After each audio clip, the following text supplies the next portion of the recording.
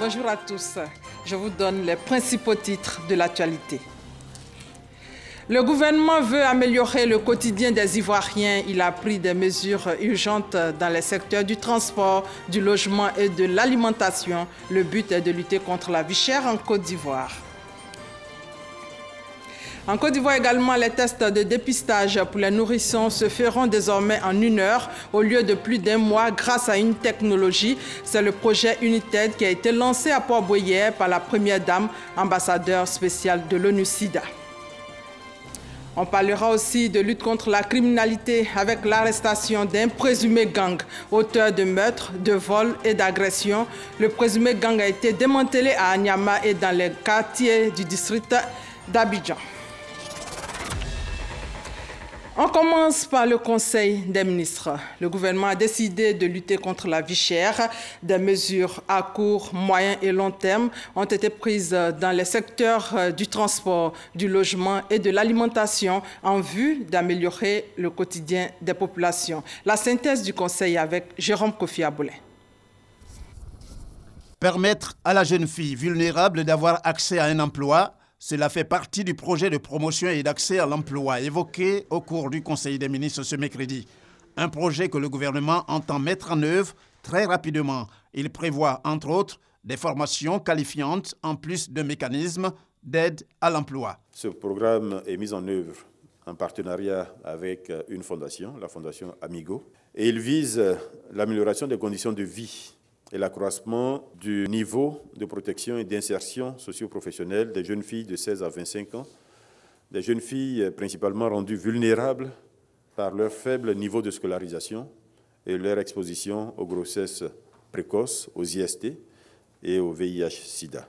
Ce projet durera 3 ans avec l'objectif d'accompagner 160 jeunes filles pour la première phase. Une autre communication, toujours dans le cadre de la formation, c'est l'adoption du plan sectoriel éducation-formation sur la période 2016-2025. Avec cette mesure, le gouvernement ivoirien, selon ce Conseil des ministres, se fixe pour objectif de mieux planifier l'évolution du système scolaire en Côte d'Ivoire. Ce projet de grande envergure vise principalement à assurer à tous les enfants et adultes de Côte d'Ivoire une éducation et une formation de qualité.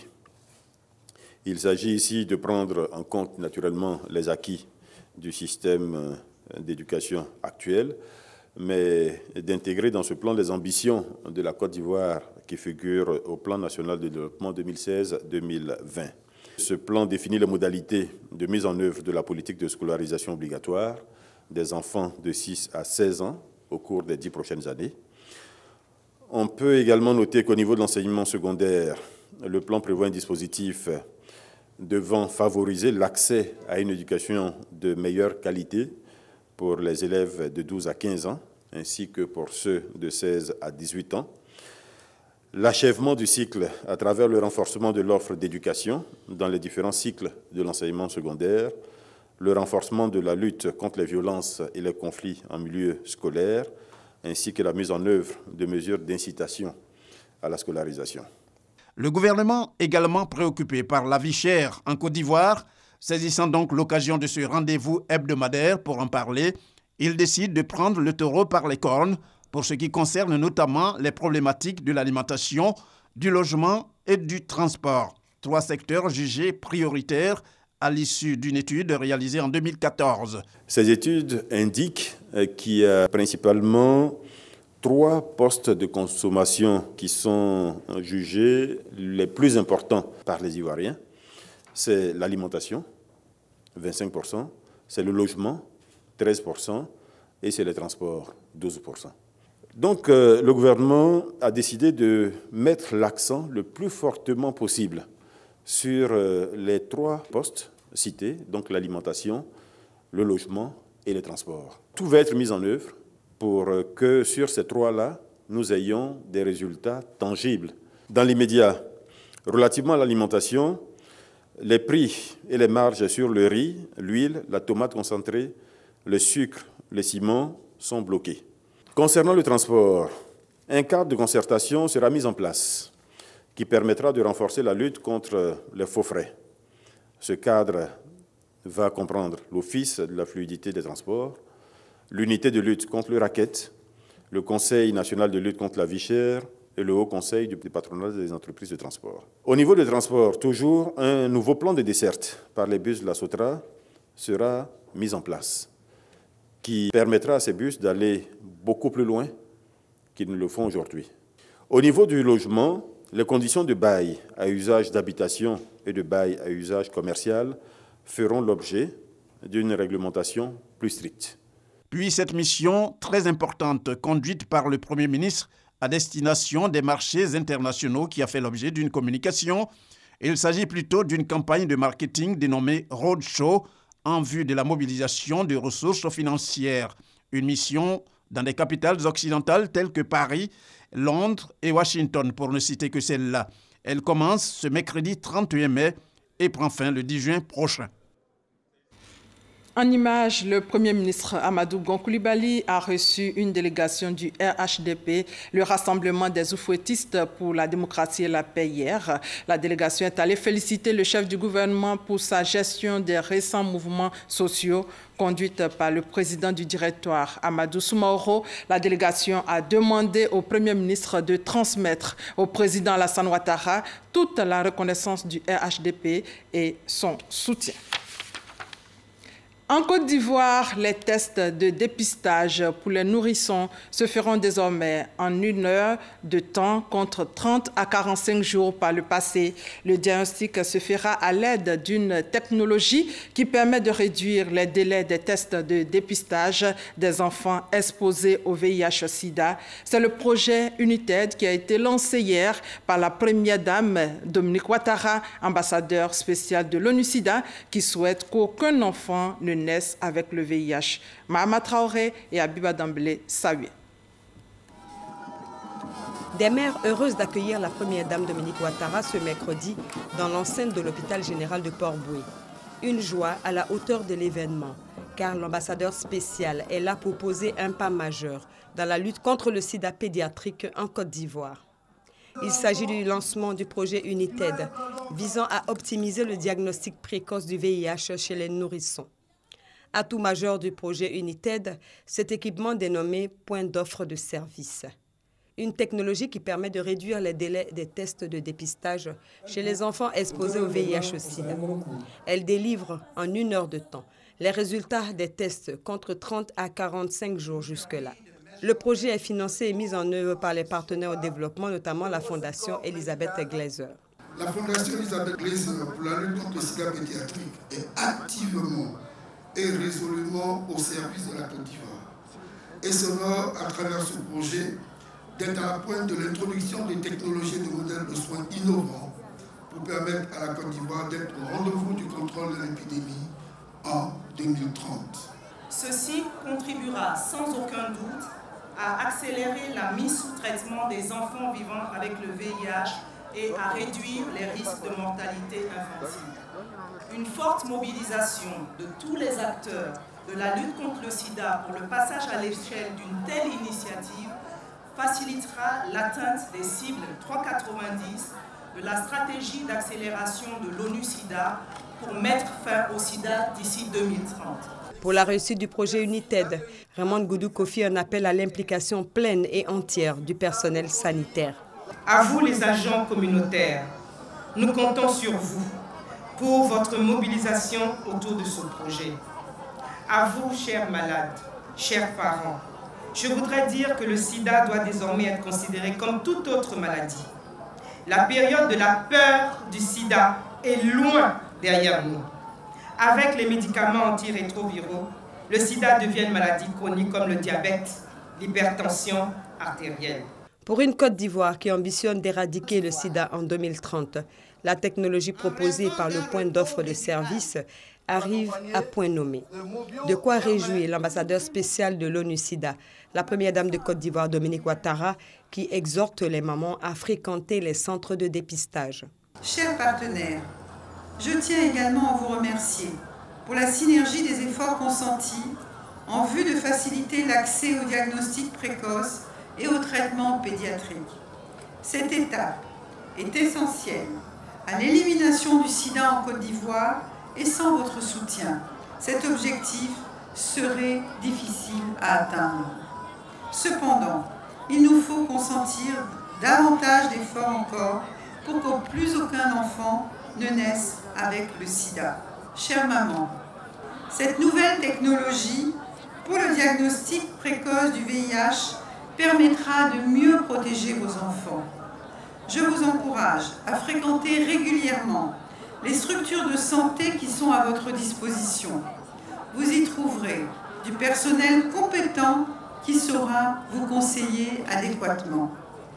N'hésitez pas à les consulter en famille, c'est de cette façon que nous réussirons à éliminer le sida en Côte d'Ivoire. 9 pays africains sont concernés par le projet United. En Côte d'Ivoire, ce projet va durer 4 ans. Il sera déployé sur 137 sites répartis dans 6 régions sanitaires et 10 districts sanitaires identifiés.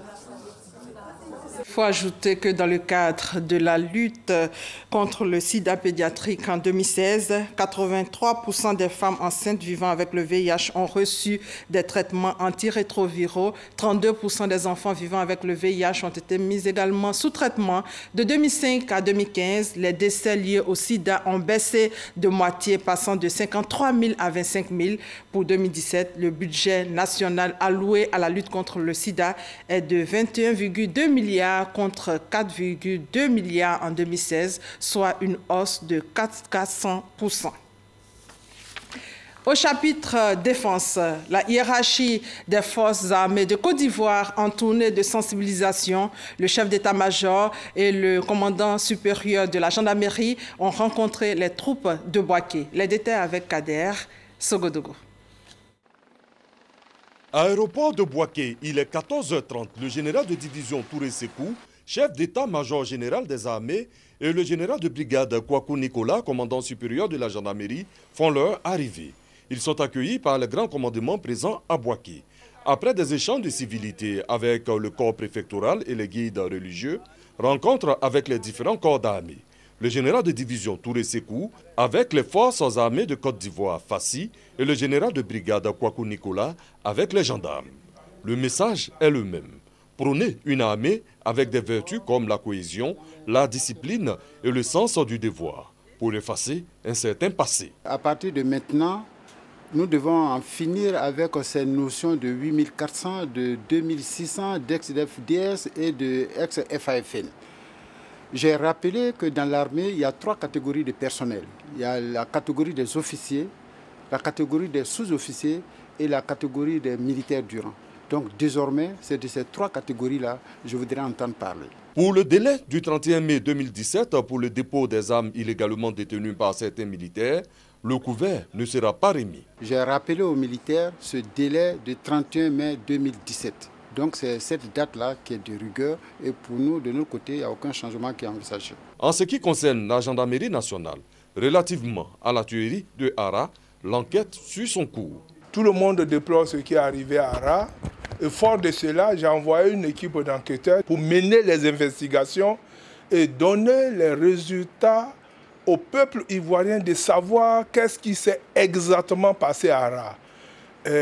L'équipe est sur le terrain, il y a 48 heures, 72 heures qui sont sur le terrain. Bon, j'attends leur retour, les résultats pour pouvoir dire exactement qu'est-ce qui s'est passé. C'est un peu avant 17h30 que le chef d'état-major général des armées de Côte d'Ivoire et le commandant supérieur de la gendarmerie ont quitté Bouaké.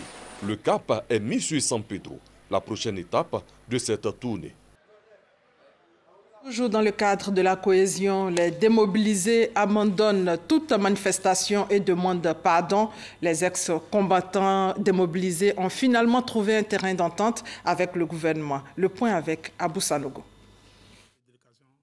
Les ex-combattants démobilisés demandent pardon au président de la République Alassane Ouattara et aux Ivoiriens pour être allés loin dans les manifestations qui ont paralysé la ville de Bouaké, certaines villes du nord et de l'ouest du pays. C'est ce qui ressort de la conférence de presse qu'ils ont animée à la salle de fête de la mairie d'Adjamé. Plus jamais vous allez voir un quelconque manifestation sur tout étendue du territoire. Au contraire, nous sommes en mission. Nous sommes en mission pour véhiculer le message de paix, pour qu'ensemble, nous retrouvons la paix. Ensemble, plus jamais, ces gens de manifestations se reproduisent sur tout un territoire. Les différents délégués des ex-combattants venus de Béoumi, Odiéné, Bouaké, Man, Danani, Bouna et Korogo ont, après une rencontre avec le ministre d'État, ministre de l'Intérieur et de la Sécurité Ahmed Bakayoko, appelé leurs camarades au calme. Au niveau de Bouna, il n'y a pas de problème. Nous ferons tout pour véhiculer le message de paix, le message de cohésion sociale. Nous allons, une fois arrivés sur le terrain, nous allons sensibiliser nos camarades d'adhérer à cette idée pour que la paix puisse revenir. J'ai été mis en mission pour aller expliquer aux camarades les bienfaits de ce que le président de la République veut faire pour nous. Les manifestations des démobilisés ont démarré le 8 mai dernier. Ils revendiquaient le paiement des primes. Ces manifestations ont fait 4 morts et une quinzaine de blessés. Concernant la lutte contre la criminalité, un présumé gang auteur de meurtres, de vols et d'agressions a été démantelé à Niamey et dans les quartiers du district d'Abidjan. Le présumé gang a tué un médecin en service à Bonoa. Il y a aussi un individu spécialisé dans les viols et agressions à l'arme blanche dans les communes de Port-Boué, Koumassi et Cocody-Angré qui a été également interpellé par la police criminelle. Le point de tous ces faits avec Abou Sanogo. Ce présumé gang serait auteur de l'assassinat d'un médecin généraliste et vacataire dans un centre de santé à Bonoa et dans divers hôpitaux de la place. C'est pendant qu'il regagnait le mercredi 26 avril dernier aux environs de 23h son domicile ici à Niamey, quartier Berthe, qu'il aurait été accosté par des individus armés qui, à bout touchant, auraient ouvert le feu dans sa direction, l'atteignant mortellement d'une balle dans la tête. Une enquête diligentée par les éléments de la direction de la police criminelle a permis d'interpeller ces 5 individus qui ont unanimement reconnu leur forfait. Motif de cet assassinat. Selon eux, la victime aurait ravi la copine d'un propriétaire de fumoir situé dans la dite commune. Leur mission était donc d'éliminer le médecin sur instruction formelle de ce dernier contre le paiement d'une prime de 1 700 000 francs CFA dont ils avaient déjà perçu une avance de 200 000 francs CFA ainsi que des motos. Il a été trouvé en leur possession un pistolet automatique, des sachets et boulettes de cannabis, 75 puces de téléphones portables et des amulettes. Outre ce gang, la direction de la police criminelle a mis fin aux activités d'un individu solitaire, auteur de plusieurs vols, viols et agressions à l'arme blanche dans les communes de Port-Boué, Koumassi et Cocody-Angré.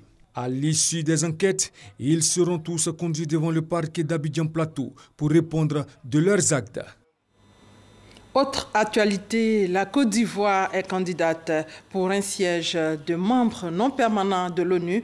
Le vote aura lieu demain, vendredi 2 juin. Le ministre des Affaires étrangères, Marcel Amontano, est à New York, aux États-Unis, où il intensifie la campagne autour de la candidature de la Côte d'Ivoire. Envoyé spécial, Michel Digré. C'est la dernière ligne droite avant le vote pour un siège de membre non permanent au Conseil de sécurité de l'ONU. Le ministre des Affaires étrangères intensifie la campagne autour de la candidature ivoirienne. Présent à New York depuis plus de 2 semaines, Marcel Amontano a rencontré 170 missions permanentes accréditées auprès des Nations Unies. On a discuté les défis, mais les opportunités aussi qui sont devant nous et avec la Côte d'Ivoire. C'était une rencontre très chaleureuse avec tous les ambassadeurs de l'Union européenne ici à New York. Le Koweït est également candidat pour un siège de membre non permanent au Conseil de sécurité. Son vice-premier ministre a échangé avec le ministre Marcel Amontano. Nous avons échangé sur nos stratégies de campagne et ce que nous aurons à avoir comme coopération au sein du Conseil de sécurité. Je me réjouis d'avance du champ de coopération qui existe dans ce domaine. J'ai aussi assuré le ministre des Affaires étrangères de la République de Côte d'Ivoire que je serai en juillet en Côte d'Ivoire lors du sommet de l'OCI. Cela nous donnera encore l'opportunité d'explorer d'autres espaces de coopération en dehors de ce que nous pourrons faire ensemble au niveau du Conseil de sécurité. Toutes ces séances de travail portent déjà des fruits. La Côte d'Ivoire peut compter sur le soutien de plusieurs États membres de l'ONU. Nous pensons que c'est ce genre de pays qu'il faut au niveau du Conseil de sécurité parce que leurs actions leurs décisions seront basées sur des expériences vécues. Là, vous avez l'appui de la Géorgie et nous estimons que vous pourrez aussi être la voix des petits États au sein du Conseil de sécurité.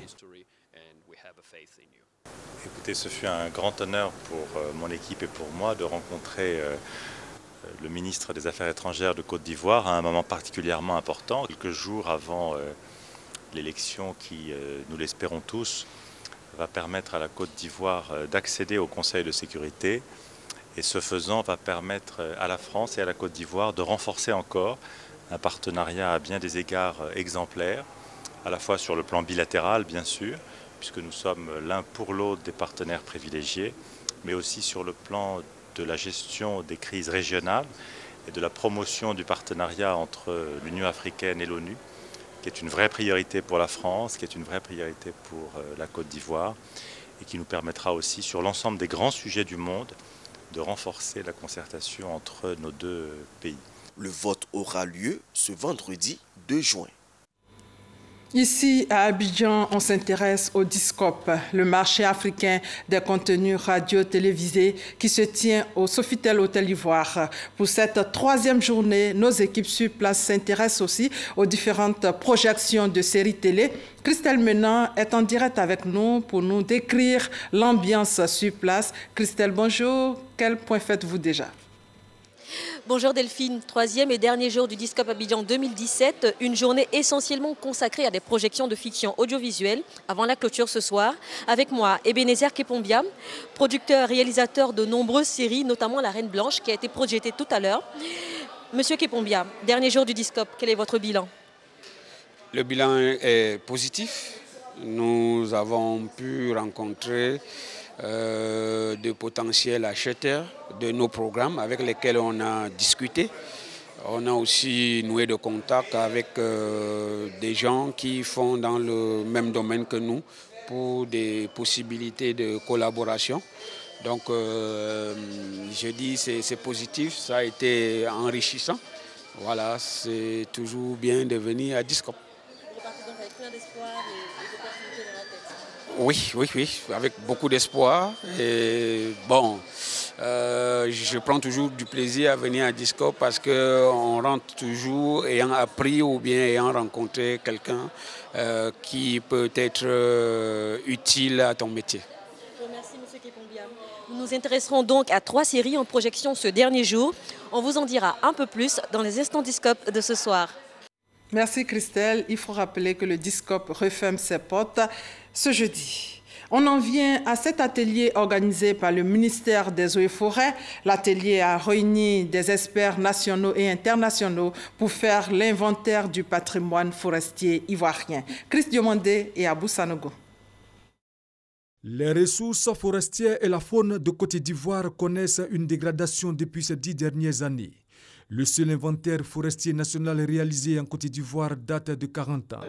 Pour faire face à ces engagements internationaux sur la protection de l'environnement, la Côte d'Ivoire veut actualiser ses données en la matière. Cet inventaire que nous attendons depuis des années, je pense qu'il est venu à point nommé pour nous permettre, tout un chacun, autant les professionnels que tout le commun des mortels, qu'ils puissent avoir une idée exacte de quelle est la superficie forestière qu'il y a en Côte d'Ivoire.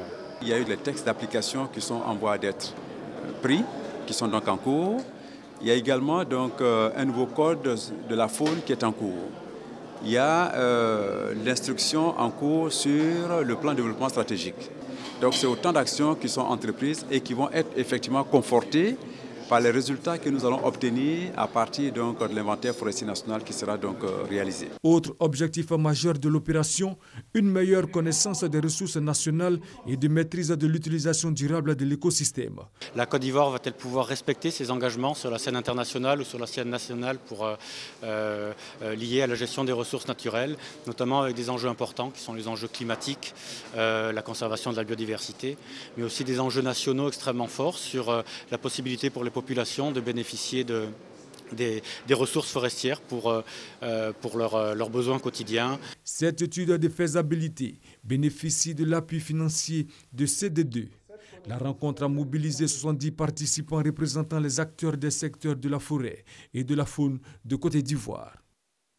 Autre sujet avec l'ONG Care International qui initie des formations au profit de 38 personnes. C'est dans le cadre de ces activités visant à rendre les communautés villageoises plus autonomes. L'objectif est de permettre à plus de 7200 personnes de savoir lire et écrire. Konaté Ngana. La formation a réuni 35 leaders communautaires venant des départements de Daloa, de Soubré et de Méagui. 10 jours durant, les participants ont été instruits sur la mise en œuvre de plusieurs projets d'alphabétisation visant leur autonomisation. Pour Traoré Mamadou, chef du projet Coco Life, le développement communautaire dans les régions passe nécessairement par la formation des communautés villageoises. Nous avons mis en place pratiquement plus de 200 groupements. Et ces groupements sont composés en grande majorité de femmes. Mais si je vous dis que 90% des membres de ces groupements ne savent ni lire ni écrire. Et savoir lire, écrire pourrait permettre à ces femmes d'être autonomes, de pouvoir prendre leur destin en main. Les participants ont salué les efforts consentis par l'ONG Care International pour la mise en place de cette formation qui devrait permettre à la plupart des jeunes et adultes de plusieurs villages de savoir lire, écrire et compter en langue française. Nous sommes venus ici pour apprendre comment on manipule les éléments du milieu pour aller apprendre à nos mamans qui ne savent pas lire et écrire. À l'issue de la formation, plusieurs participants ont reçu des attestations. Les semaines à venir, ce sont les régions du Guémon et du Sud Comoué qui bénéficieront des largesses de l'organisation internationale. Le 57e pèlerinage militaire international a eu lieu récemment. En marge de ce pèlerinage, les militaires ont visité quelques lieux saints qui ont marqué la vie de Sainte Bernadette et les différentes apparitions de la Sainte Vierge Marie. Grâce Kando. Apparition de la Vierge Marie à Sainte Bernadette à Lourdes. Les pèlerins ivoiriens revivent la scène à travers une projection de film. Le pèlerinage militaire international est un moment de recueillement, de fortification de la foi et de méditation des Saintes Écritures. À travers ce film, on voit l'origine de la création du sanctuaire de Lourdes et qui retrace les 18 apparitions de la Vierge Marie. Ce que j'ai retenu, c'est surtout la foi. La foi, comme l'a dit notre Seigneur Jésus-Christ, c'est de croire en ce qu'on ne voit pas. Le Seigneur Péraman n'a pas cru au départ, mais à la fin, il s'est rendu compte qu'effectivement la Vierge Marie est apparue à Sainte Bernadette. Et cette foi, c'est que nous venons ici à Lourdes pour l'acquérir et en même temps prier pour chacun de nous. Plusieurs sites et lieux sont visités par les Ivoiriens. Il s'agit des sites qui ont marqué la vie de Sainte Bernadette, entre autres le village de Batresse à Lourdes, où elle a vécu la 2e année de son enfance, sans oublier la ville de Borin dans le sud de la Belgique. Là, la Vierge Marie est apparue 33 fois à 5 enfants. Marie venait toujours à 18h30 du soir. Quand elle arrivait, elle tombait à genoux et disait le chapelet. Bon, à certains jours, elle est venue, elle a donné des messages, mais à certains jours aussi, elle n'a rien dit. Et elle a continué, elle a dit « Je suis la Vierge Immaculée. Je suis la Reine des cieux, la Mère de Dieu. Priez, priez beaucoup, priez toujours. » Après les visites, place aux messes d'action de grâce suivies d'intentions de prière. Les messes sont importantes dans la vie du chrétien. C'est la parole de Dieu qui nourrit notre âme, qui nous permet de vivre intensément un pèlerinage. Il est bon pour nous de nourrir notre foi par la célébration eucharistique. Les pèlerins ont aussi vécu la passion du Christ à travers le chemin de croix. Un chemin où la mort a été vaincue par la vie. La victoire du Christ a été célébrée par les pèlerins à Lourdes.